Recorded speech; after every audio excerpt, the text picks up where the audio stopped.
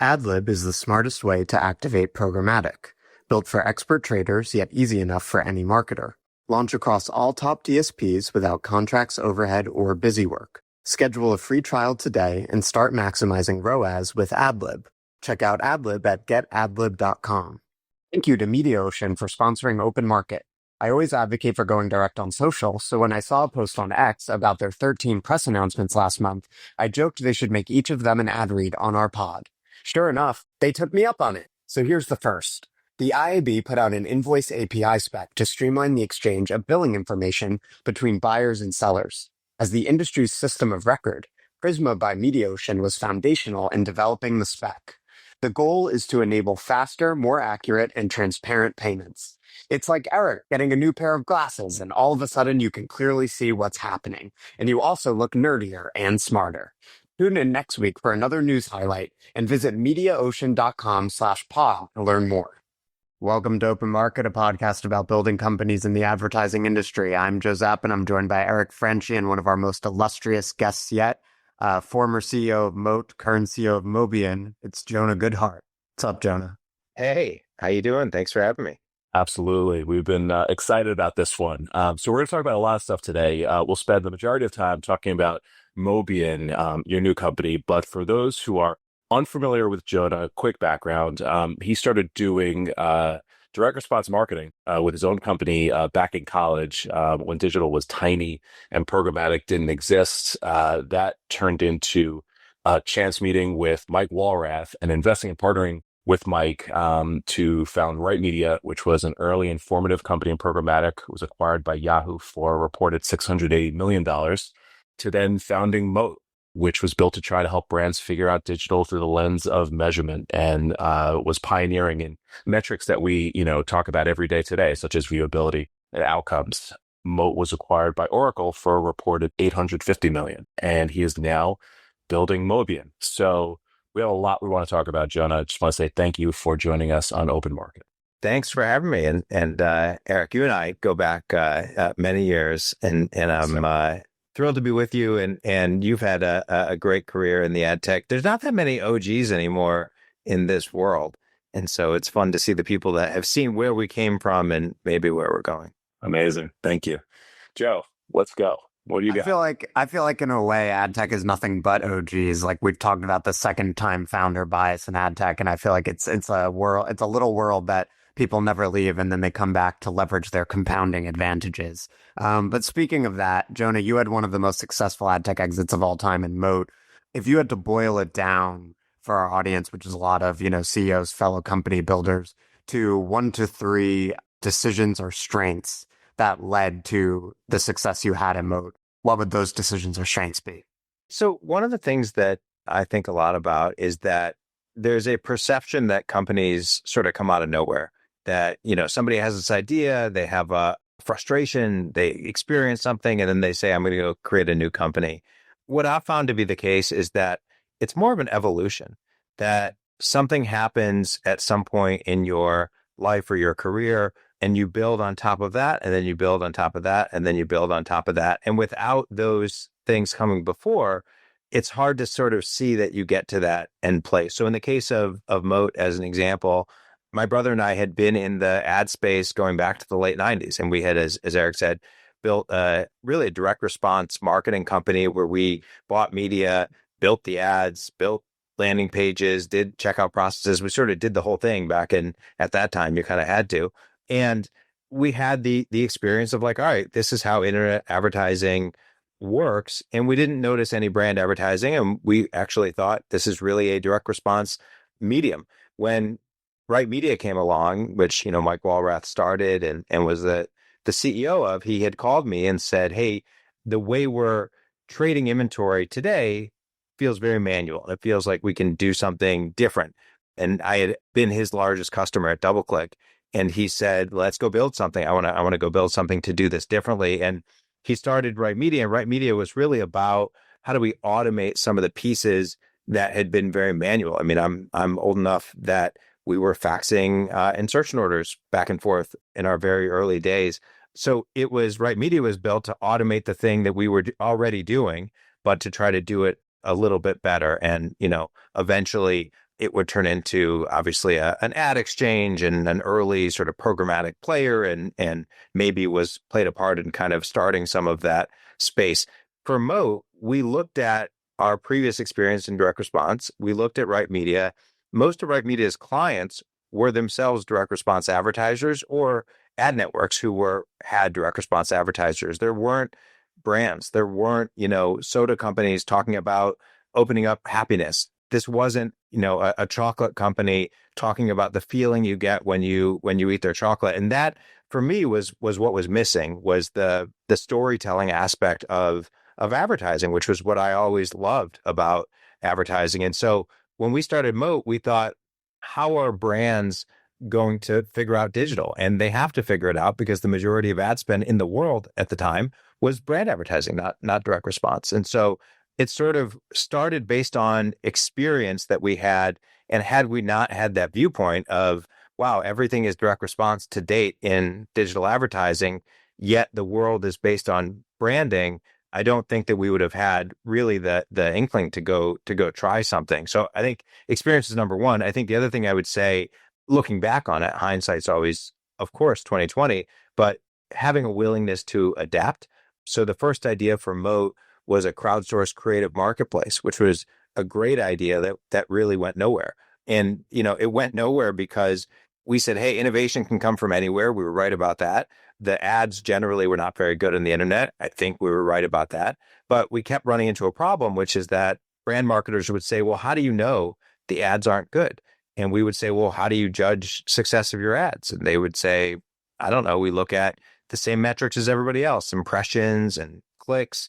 And we sort of fundamentally knew there was something wrong with that equation. Even back then, it was 1 out of 10,000 ad impressions got a click. And so we knew that can't be the way to judge success. And so it eventually drove us down this path to measurement. But it was, I think, a willingness to continually try different things and to take the feedback that we were getting from clients to say, there's not something there. One of the things, Joe and Eric are big investors in the ad tech space. And I think one of the things that they're very good at is kind of sniffing out where a company is in their life cycle. And I think what they would tell you is that when a company is onto something, it's pretty clear. You get the head nods in the room at the beginning. Yep, this is a real problem. Yep, we're on it.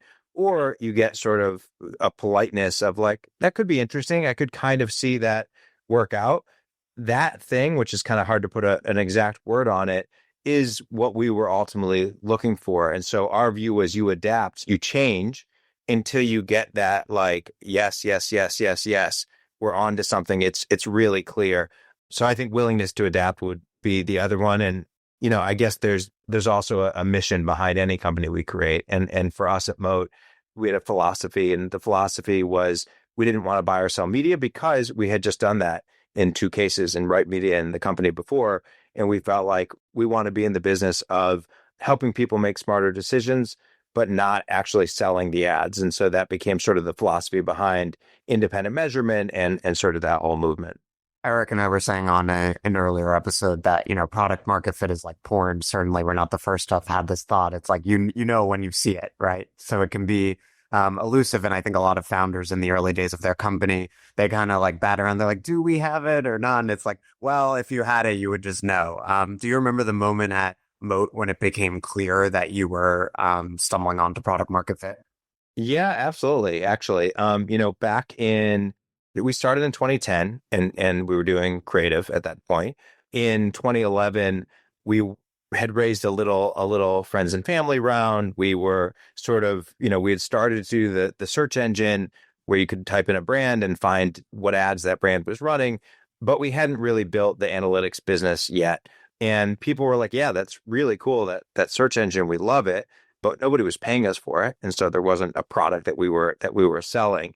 In 2012, when viewability had come onto the scene, and to be clear, we didn't start viewability. There was a IAB conference where one of the old school companies got up and said, half the ads on the internet are not viewable. And we went suddenly, wow, this is a big problem. We were focused on attention. Ultimately, when we were talking about measurement, we were saying we want to measure and understand human attention, because that's ultimately, and I still believe is ultimately what advertising is about. But viewability suddenly became a blocker to that. You can't have attention if the ad's not physically there, regardless of the definition of viewability.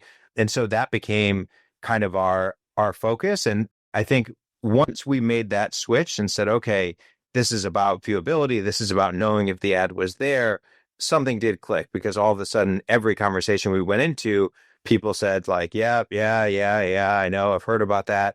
And we did something, I think, that was different, which is that there were two companies, ironically the same two, Double Verify and Integral Ad Science at the time, who were going to publishers and they were saying, hey, you're ripping off advertisers. You're literally selling them ads that are not on the screen. And they used those words, which is pretty charged. They said, you're ripping off advertisers. And they went to the advertisers and they said, these guys are stealing your money. Go take it back. And we looked at that and we sort of looked at it from a human angle and said, no, they're not. There's no publisher that I know that, went out with the intent of like purposely ripping people off. What happened was it was an evolution. They put up ads. They charged based on a CPM because we borrowed from the magazine world of how ads got charged. And nobody sort of thought, oh, what happens when you have a long web page? And what happens if you have infinite scrolling? And nobody designed the web. This is often, I think, a myth that like somehow this was thought out. It was an evolution.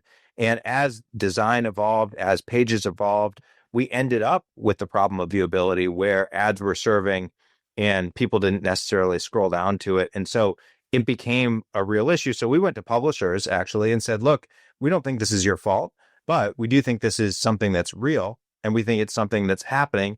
And we think there's something that you can do about it. And so we want to help you understand it. And ultimately, we think this is going to be about something beyond viewability. Now, we were wrong in terms of how long it would take to get to concepts like attention, like 2025, we're finally getting to concepts like attention.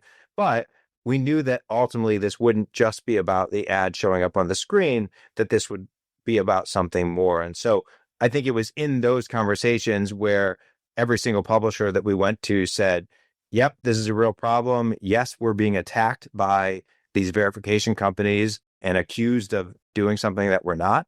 And yeah, we'd like help in kind of figuring this out. And so we went to publishers, we helped them have transparency of data, we helped them make smarter decisions with it, and we iterated as fast as we could. And then we eventually went to advertisers as well. And in the end, advertisers became half or more than half of our business, but it was important for us to be able to serve the side of the market that was being attacked, that had a real pain on their side. Eric, before you ask the next one, I just want to note something, which I think there's an interesting juxtaposition between the creative marketplace and then what you ended up doing with viewability and measurement, right? Because I heard you talk about in another podcast, Jonah, when you're doing creative, you go to big brands and they would say, all right, but we already have a creative agency. So it's like the problem wasn't undeniable and sort of very tangible. It was like, that's a cool thing we could do, but we kind of already have a solution for that. Whereas you see with viewability, half of the ads you paying for, no one's seeing them. That's like such an urgent, undeniable, tangible problem. And then you had sort of two incumbents you could sell against where it's like you had a differentiated POV. So maybe those are sort of the ingredients I would highlight. Eric. So I like the idea of Jonah, you saying everything is a little bit of a journey or a path, right? So from your original business to Right Media to Moat. So you've been at now Mobian, working on this for a couple of years now after taking a little bit of time away from the industry. How much did the AI boom, right, post ChatGPT in late 2022 influence your thinking and appetite for another ad tech company? So when I left Oracle we sold in 2017. I stayed for just under 3 years, left at the end of 2019. And my brother and I knew we wanted to start another company. There was never a question for that. We knew that sort of our identity, it's who we are, it's what we like to do. It's where we have the most fun in business life. And so we formed Montauk Labs, which was really just meant to be kind of like a landing pad for what we do next. We'll figure it out. We'll fund it. We'll try a bunch of things. And in the midst of that, we were playing with a bunch of different ideas. We went deep on healthcare as an example, and I could spend hours of podcast time talking about what I learned in that world, but that's for a different day.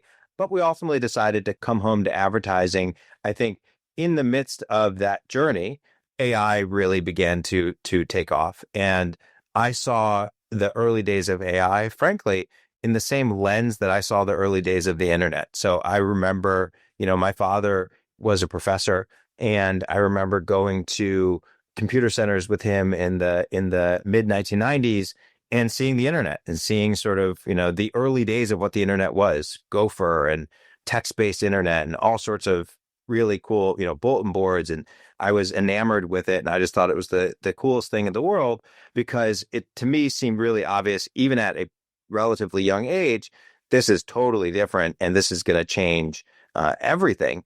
I had the same feeling again when we started Moat around mobile. It felt like, wow, what Steve Jobs has just created in 2007-ish that had become real when every single person had a computer in their pocket a year or two later, it felt like, yeah, that is going to change everything. And it did. And AI, once again, feels the same to me. It feels like I don't know exactly how everything is going to change, but I know everything is going to change. And I think that sort of feeling is exciting. And when I see that, I feel like I want to be a part of it. And I want to be building within that, not on the outside of it. And so I think for us, it was not a question of whether we would do something that, was very much AI focused. It was a question of what would we do exactly. And I think for Mobian, we ironically also, again, started it with a slightly different path than where we are. We started focusing on unified measurement and the idea of kind of bringing together all of the different signals that exist, which we still do, and which I think is important. But we ran into a big problem. And the big problem we ran into was that Time Magazine named Taylor Swift Person of the Year at the end of 2023. And they put her on the cover. And this was at a time when people were saying, hey, our magazine's going to exist? Is original content going to exist? And maybe even more so, people are questioning those things. But they put Taylor Swift on their cover, and 100 million people went to read the article. She posted it to her social media. She did a photo shoot, all of the things that happen when you have a big cultural moment. It was Time's biggest story in 10 years.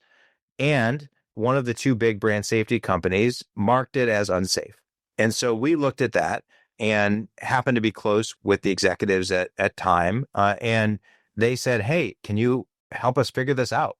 Why is this getting marked as unsafe? And the more we dug, what we discovered was that the way that brand safety, and more broadly contextual, and I see brand safety as just a piece of understanding meaning, which is contextual, is broken and was broken. And the Taylor Swift example just made it obvious. Obviously, an article naming Taylor Swift Person of the Year is not unsafe for the vast majority of the brands in the world, but why would it be that they would think that's the case? And the more that we started to dig, what we discovered is that brand safety technology was essentially keyword driven. It was keywords, maybe some semantics on top of the keywords, maybe a little bit of natural language processing. But what it was not doing definitively, and I believe still to this day, a year or two later, is not doing, is it was not looking at the entire context as a human would. It was not saying, all right, who is Taylor Swift? What's happening in that world? What does it mean to be a pop star or a musician? What are the types of things that she's talking about that put the content in context? Who is Time Magazine? What is that? What does that mean when somebody chooses to go read an article there? And without that context, which, by the way, for a human, you don't have to explain any of this. You don't have to say, let me tell you the context of this situation. You just get it. But without that, right now we're three people sitting in front of a screen, of a glass screen. Well, that's not the context of what is actually happening. We're recording a podcast. We're having a conversation about, intricacies of the advertising industry. But if you were to try to keyword out what is happening here, it would look very, very different. And it turned out that was how they were, and I think are, collectively looking at content. And the result of that is that a lot of content is being mischaracterized in our view. And that mischaracterization is causing a demonetization, a defunding.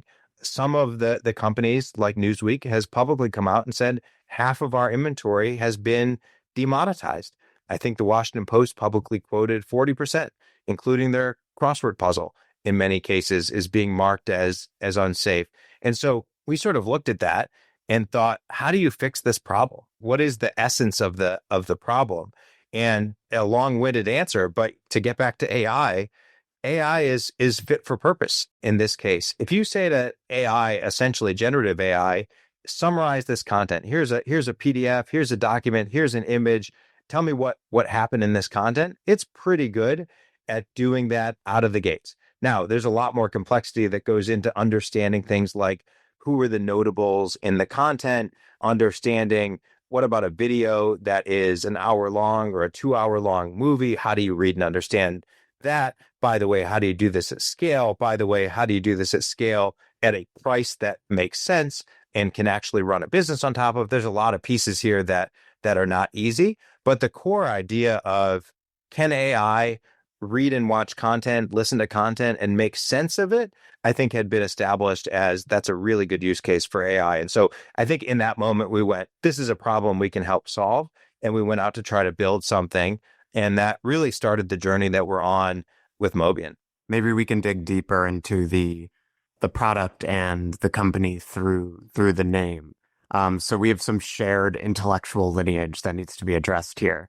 So your dad is a professor of religious studies, literature, philosophy. To some people, that might seem like a weird constellation of disciplinary areas, but I did a PhD in comparative literature, so it seems very familiar to me.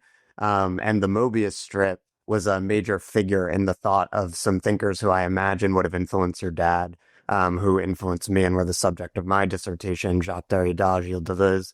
And, when you described the Mobius strip on another podcast, Jonah, you said it's a sort of figure that appears to be different, but that teaches you that difference actually is sameness. I think a lot of those thinkers would describe it in the opposite direction, where they would say things that appear to be homogeneous are actually heterogeneous or different from themselves. That is essentially the way that those philosophers, and I'm imagining maybe your dad, given the Mobian Nights book title, that is the way that they understand language and meaning. Because a core post-structuralist insight is that language and meaning cannot be understood outside of its context. Now, the tragedy of applying computational logic to language is that you necessarily generally lose that context because you're trying to fit something that's fuzzy and that humans have a capability for understanding as such into sort of discrete categories. But to me, like as a former literary scholar, now Adtech marketing hack, the sort of brilliant innovation of AI in this regard is that it allows machines to do the sort of fuzzy thinking of which humans are capable, which means also incorporating context into their understanding of meaning. So it seems to me that that probably has a lot to do with why you named the company what you did, but I'm just curious for you to expand further on the connection. First of all, and your understanding of the space is way, way, way beyond mine. One of the things that I am challenged with when I've read all of my dad's various books is that it is incredibly complex material, and it references lots and lots of other things, something that the academics do a lot of, which is, and I'm sure we do it in our inside baseball game of Adtech as well, is you have references to all of these other things.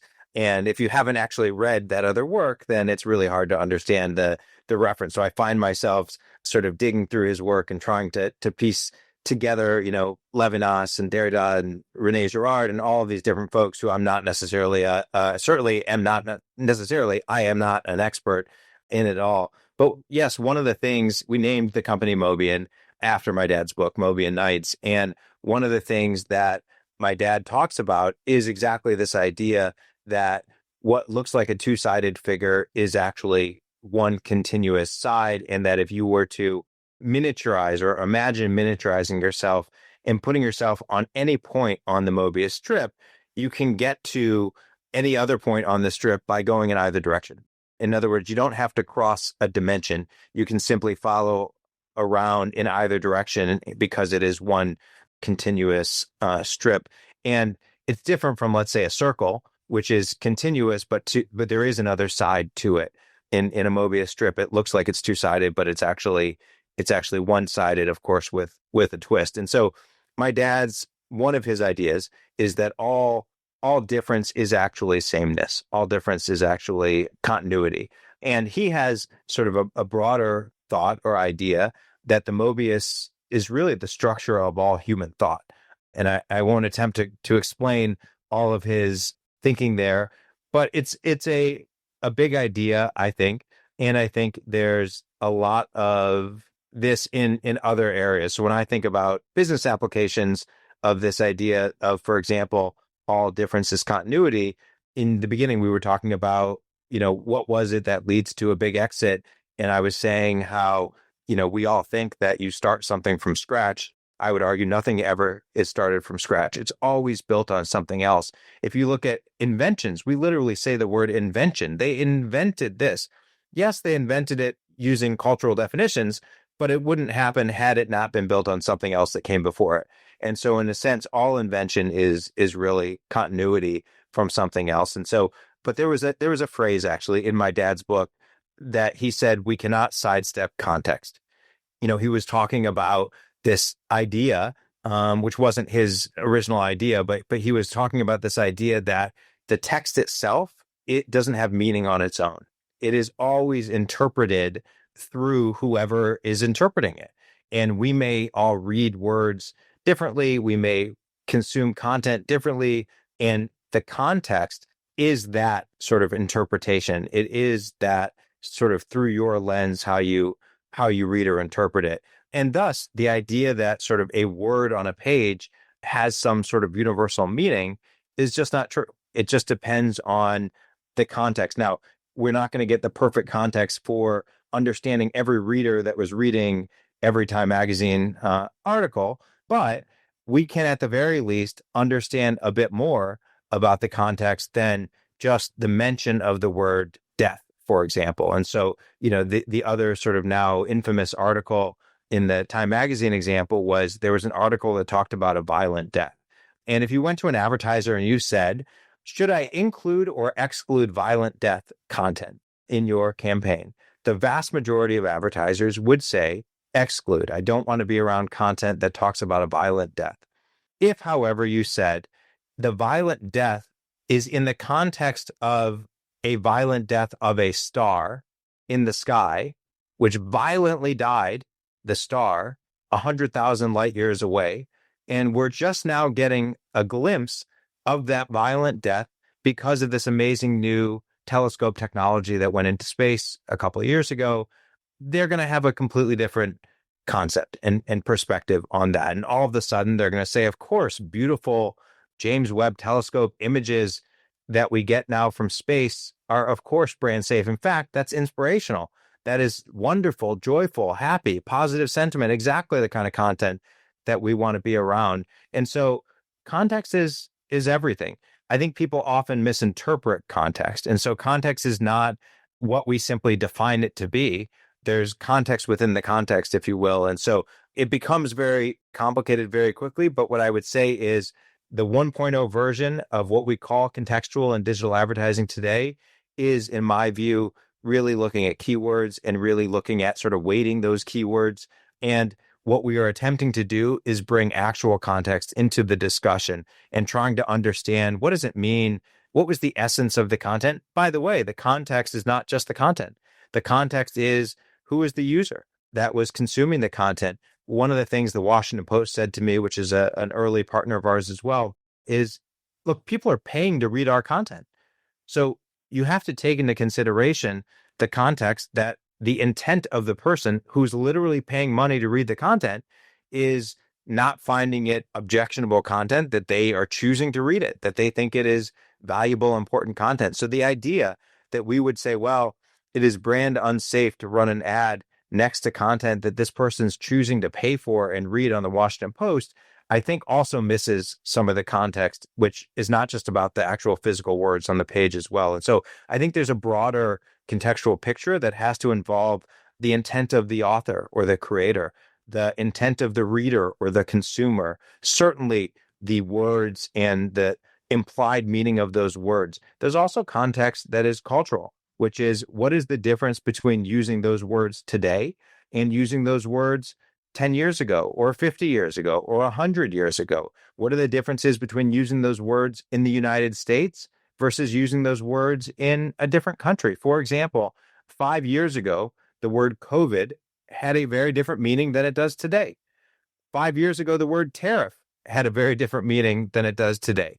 And so the meaning of words change based on culture. And so they're a reflection of culture. And so to get context right, we have to really be much smarter than how we've approached it to date. And so I think AI can be a gigantic help in doing that and in trying to at least give us some window into some of these pieces. It makes more sense as you're speaking why the hero text on the site would be reimagining contextual, because I think in the way you're describing it, and you really are tackling a philosophical problem, you could put the history of digital advertising into like two epochs, right? With the first being from the inception to like 2 to 3 years ago, and the rest being from 2 to 3 years ago on into the future. And the reason is this capacity for fuzzy thinking. Like, again, you could tell this like very broad story about like digital advertising has not necessarily been good for publishing, right? And one of the major reasons for that is this precise inability of computers or sort of digital logic to compute the complexities of meaning within context. You know, you made an allusion to this, the famous Derridaism, il n'y a pas de text. There's nothing outside the text, meaning like everything has to be understood in relation to another instance of signification, right? So that like, it can sound very heady and abstract, but essentially what we're just saying is like, you cannot do justice to publishing, to like high quality media context and what they really mean and the audiences they are reaching, and therefore the influence they can marshal on the behalf of advertisers if you cannot understand the intricacies of meaning. That was historically impossible. It was impossible for the first like 20 years of digital advertising, which is why you had these sort of ham-fisted taxonomies. And now with AI, we are for the first time getting the ability to do that. Now, another problem with meaning interpretation as it relates to Mobian is people, as you're very well aware, have been making this critique of contextual advertising for a long time. So I think there is a risk in the way that, like, if you position the company around contextual, the risk is that people see that and they're like, oh, it's like another startup that's just like saying keywords are bad. And like, we kind of already know that. And people have been trying to move beyond that for a long time. So we might want to talk about, I'll let Eric weigh in, and we might want to talk about, you know, how you position a company like this to capture that truly like groundbreaking generational transformation you're trying to initiate, because I think it risks getting lost in the genealogy of sort of ongoing ad tech conversations about this topic. Let me ask this in a more direct way, Jonah. There's been attempts at post Lumascape market maps more recently, including LiveRamp Ventures put out one that I thought was quite helpful. That, you know, hey, here's a stab at, you know, organizing the AI first startups, and so that means there's boxes, and you can only be in one box, I guess, according to the way LiveRamp was thinking about it. And they put Mobian in a box called Smart Audiences, which, after hearing you talk about the ambition, you know, the motivation, a little bit of the vision, seems to be quite confining. So how do you begin to think about re-establishing categories in this age of AI? Categories are important. Everybody wants to put you in a box. I usually tell entrepreneurs, you know, figure out what box you're in when you're pitching for VC money, because they're going to put you in a box anyways. And so you're better off telling them what box you're in as opposed to telling them you're not in a box at all. I would say, you know, we are a modern measurement company powered by AI. Our vision for Mobian is to build a full stack set of measurement capabilities, starting with AI. And so we are today very focused on contextual. We ultimately think what we do goes beyond contextual. We think, I put out a sort of mapping, if you will, a little ways back that talked about reach. It talked about creative. It talked about attention. It talked about contextual. It talked about audiences, and it talked about outcomes. I think of that imperfect, but I think of that as sort of the areas that we want to ultimately play. So reach means understanding who you are reaching, how often you're reaching them, and what environment you're reaching them. Audience is more about understanding people better. Is this someone who makes purchases of X, Y, and Z? If they never made a purchase of a particular product, who is the essence of the person you're reaching? Context is about the mindset, the moment, the emotion that you're reaching that person in. Are you reaching them in a moment of resiliency? Are you reaching them in a moment where they're focused on fixing a refrigerator because they're watching a DIY video? Are you reaching them in a moment where they're listening to a sleep video and perhaps sleeping? And so understanding mindset, understanding the moment you're reaching them in, the context of that sort of interaction, I think is critical. Attention for me is powerful because it's ultimately about the time and attention that we have as human beings. That is our scarce resource.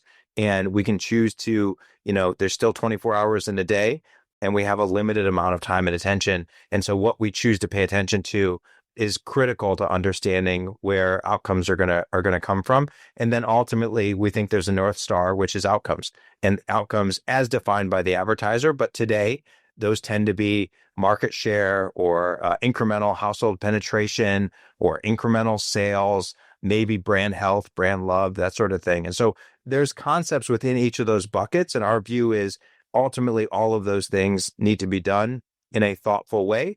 And AI, I think, is going to play a critical part of all of them. There's a great quote that Sundar, the CEO of Google, said, which is that AI is going to impact every product in every company. I agree with that. And so we're building a modern measurement company leveraging AI first, and certainly starting with context. So we won't put ourselves in a bucket. Someone else can do that.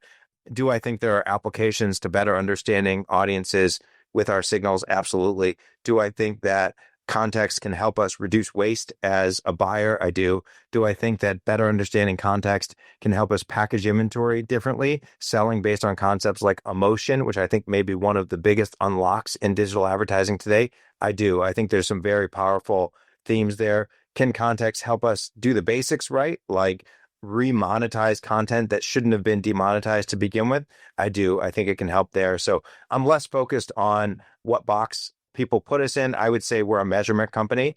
Philosophically, we don't buy or sell media, and we never will. And so I think that's probably the biggest one. And in the end of the day, every measurement company does the same thing. They have some information, some data, and they help their customers make smarter decisions with that data. I think I'm a measurement sort of philosopher in the sense that I think anything in life, if you will, you can't improve if you don't measure it. Try to lose weight, try to spend more time with your kids, try to do anything, and try to do it sort of in the abstract, super, super hard. Once you measure it, you can start making progress against that metric that you put in place. And so I'm a big believer that you need to measure it in order to make progress. And I think that life is about making progress. So what box are we in? I don't know. But measurement is I think, where we're focused. So you're 2 years in. How are you going to market? And how is that different this time versus 15 years ago when you started Moat? Yeah. And by the way, I would say we're a year in-ish on sort of what we're currently doing. I would say we spent about a year. When we had the Time Magazine example, we hadn't built any of the things that we're doing currently. And so it got a little bit fuzzy as to when we started, because what we're currently doing has really only been about a year. We are at the beginning, I would say, directionally, but we are far along in the sense that we are already operating at some scale. And so we are seeing billions and billions of ad impressions use our technology. We are looking at a lot of content at scale. We are integrated into places like the Trade Desk. We're pre-bid in the Trade Desk. We're pre-bid in Yahoo DSP. We are working on walled garden environments. And one of the big shifts that I think is going to happen, that I think is going to be a bit of awakening for our industry, is that there has been this concept that there's a group of companies that we collectively call the walled gardens, which is funny. If you look up what's the definition of a walled garden, it's kind of a fuzzy, go search in any of the LLMs, define walled garden, and they kind of come back with some strange definitions. But we collectively kind of think, well, it's the people who have leverage to decide what they're going to do and what they're not going to do. And so somehow a really big company with a lot of revenue, we decide is not a walled garden, and another really big company with a lot of revenue, we decide is a walled garden. And that those definitions kind of don't make any sense. But we've gotten to this place where there's a group of walled gardens who have created official measurement programs. And in these official measurement programs, they say, we will decide what you are allowed to measure on our platform, and we will decide what information or data you get. And then you have the traditional legacy verification companies. You have some of the newer companies in the sustainability, et cetera, space that are part of some of these official programs as well. And I think there's a real problem. And I think the problem is that these so-called official measurement programs by the official walled gardens or unofficial walled gardens are built and controlled by the platforms. And so are we effectively doing real independent measurement? Are we actually evaluating their content, their brand safety, when it's entirely controlled by the company that is selling the media? I would argue perhaps no. And so any company today that is part of one of these official measurement programs has to abide by a set of rules that are given to them by the official walled gardens, by the official measurement programs. And so is that truly independent measurement? I'll put that out there as a question. And I would argue many would say that it is not. Many would say that that is why we don't see headlines about all of the brand safety issues on some of these platforms from these so-called independent measurement companies, is because they're contractually not allowed to. And so is that going to be the way that the industry continues to evolve? We'll see. But I think that AI may be the democratizer here. I think that AI may allow us to do things that maybe we couldn't have done a couple of years ago. And I think this idea that a platform gets to decide and control what data they choose to share with an advertiser about where their ads ran and what the safety or suitability of those ads are may change. And so I do think that we have some real disruption that may come. It may not. These companies are pretty powerful, and that the verification companies that are in these programs are happy to be in these programs. They think that it's a barrier to entry, but I would argue that the advertiser is not getting clear visibility or transparency into what's actually happening. So to go back to our conversation earlier about the creative marketplace versus viewability and measurement, I think there are sort of three dimensions to the Mobian story as it's developing. The first is the problem, right? So, no one would argue that people aren't wasting a lot of money, that they're not putting their ads in the optimal places, that brand safety is still broken, et cetera. I think people view that as a space that still remains to be solved. Two is a solution, or like, why now?